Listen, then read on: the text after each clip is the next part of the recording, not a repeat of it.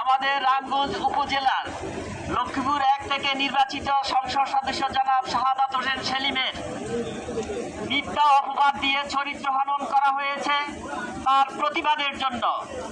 আমরা যে লোকটিকে দীর্ঘদিন থেকে চিনি আসছি, কখনো আমরা দেখি নাই তিনি একটু ধূমপান করতে, অথচ মদের বোতল দিয়ে ওনাকে দিয়ে একটা পোস্ট করা হয়েছে যা তাকে সমাজের অতি নিম্ন শ্রেণীতে নামিয়ে দেওয়া হয়েছে।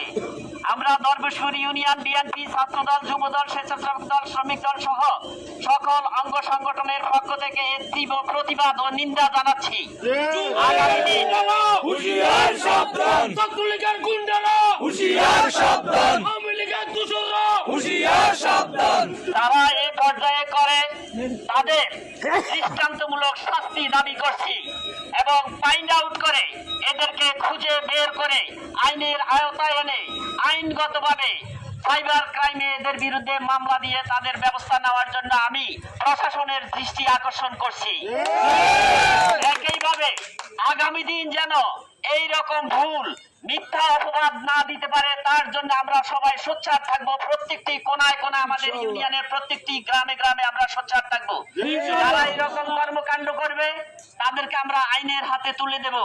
তাই আজকের এই অনুষ্ঠান থেকে বার্তা দিয়ে যাচ্ছি, আগামী দিন যেন আর কখনো এইরকম কিছু না